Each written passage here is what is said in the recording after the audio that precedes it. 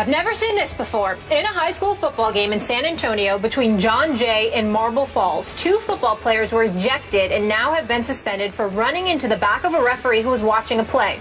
The ref's head snapped back when he was leveled from behind. Then the other player dove on top of him. Even before the incident, 2 players were ejected on separate plays. The district would hear from game officials, coaches, and students during an upcoming due process hearing. Marble Falls coach Matt Green said Jay's coach, Gary Gutierrez, apologized after the game. I've coached 14 years and I've never seen anything like it, Green said. The referee was very upset and wanting to press charges. Kate, what is your reaction to this high school targeting refs? I've never seen anything like that, just like you said. I've never seen anything like it. I need more context and more information. Not because I think there's anything that anybody could say that would change what just happened. But like a lot of things that happen in our society now, a lot of like public shaming we take part in, once you pull back a little bit, you actually have more context about maybe why somebody posted something on Facebook or Twitter, and that does not justify the actual post or what happened, but it does provide you a little bit more of a lens so you can at least see somebody's motivation. Because right now, without any motivation or any understanding of who these guys are, what their history is, anything about them, it's hard to just scream, get them out of here, be gone. Because I think that's an overreaction that we even talk about a lot at the NFL level and the college football level when we see guys commit crimes. And there's a lot of people who would tell you that that's a crime. What they did is cut them, get them out of here, no form of rehabilitation of any kind. Let's not talk to them. They're just gone from the program. In which case, I think, you're not even addressing the space from where this behavior came from. You're simply removing the offenders and saying, get out of here, and leaving the space as is, which you could say created this. I don't know, and we don't know yet. That's where you need the context. Was it the high school football culture in Texas? Was it this specific team? Was this an issue honestly, was this an anomaly? Was it a complete anomaly? All of this context we don't have yet, which is where you can't really go and say, get these guys out of here completely. At least I can't say that, because I don't really believe in that type of outrage as being beneficial, one, to the culture or to the individual players. Because you have to look broad term and be like, what would be the ultimate end goal here? One, I would love if 10 years down the line, these players understood a better way to react to things and to resolve situations, rather than just cutting them loose and not learning that at all. And 2, whatever culture and space helped create that behavior has also been changed in some small way. So you and I agree on this except for one area, except for one caveat. First of all, the important part of agreeing right now is that this looks horrendous and we need to know more. As a lawyer, as someone who's been in the media, not just on the sports side, but in the news side, where I've seen things that appear criminal end up being criminal, but yet we know so little about, are overreacted to. And that has a real cost, because the public decides on a conclusion without any information but what they initially see. And nothing has a worse track record. Nobody is worse at predicting than initial reaction. Initial reactions are so poor and inaccurate. This is why we have to be careful, because this is more than about being cut. This, to me, clearly, if this is what we think it is, if it is what we see on this videotape, criminal. In Texas, there is a law that makes it a crime to assault a sports referee specifically. Now, largely that was designed to stop parents from charging onto the field during Little League games and yelling at refs or touching a ref. But this is even more than that. Those carry potentially 180 days. This is pure assault, if it is what we think it is. And it could be aggravated assault. This could really have injured this referee. These guys are wearing pads and helmets. And what dictates the outcome of this is what a prosecutor in Marble Falls, Texas decides to do. If he wants to go after these guys, now we have to take their age into account. I'm sure they were young. Yeah, we don't even know that information. We don't know that information. But theoretically, on the surface, looking at that video, this could be very serious, very criminally serious. So we want to make sure we get it right. To your point, get all of the context. Find out everything that was involved in that hit that looks, on its surface, just like 2 guys targeting a ref from behind. The second one while he's down, spearing him with his helmet. The one place I disagree with you, I have trouble seeing anything larger than perhaps something with these players and this coach and maybe this squad.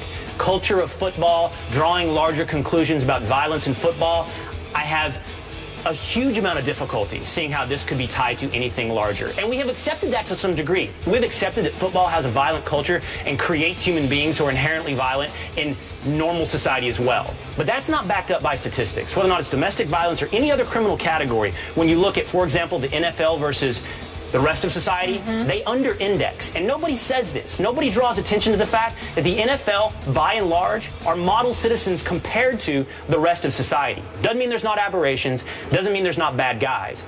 But you can't have a larger cultural problem if you're actually doing better than the rest of society. Yeah, but I completely stated beforehand that it's about the information in the context. Absolutely. And we agree on that. So, it's not, if you told me this is an anomaly and we get all of the information and somehow these two guys, independently of anything else, or even decided to do this, or even at the encouragement of their coach, it doesn't indict football at a larger degree, even if their coach said, go do this. Right. And I didn't say let's talk about national NFL issues. All I said was the space from which this behavior came. These two players.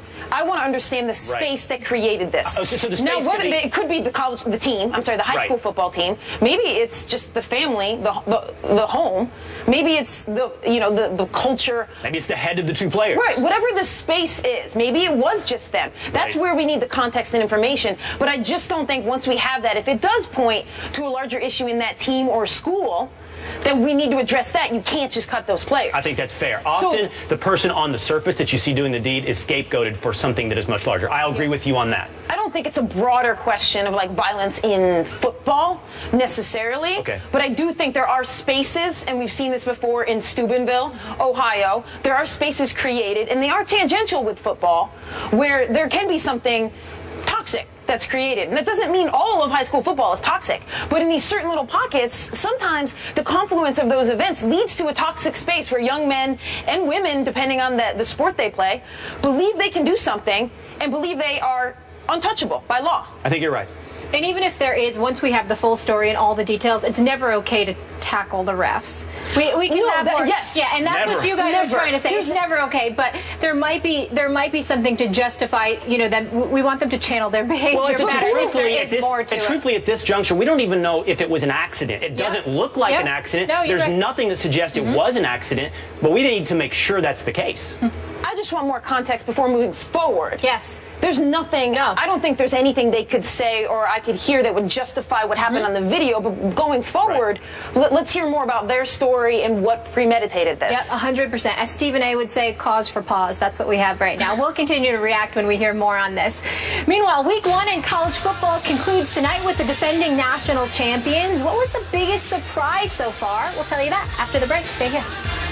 He brought Showtime to Los Angeles, but he is Kevin Durant's point guard on his all-time NBA team. First Take is presented by Chase Freedom. The card is for the essentials. The cash back is for the fun. And in part by National Mortgage Lender Quicken Loans. Home buy, refi, power. Kevin Durant, who is overseas as a part of Nike promotional tour, was asked by NBA Maniacs who is his all-time starting 5, and this is who he came up with. At point guard, Magic Johnson, because he's a triple-double machine.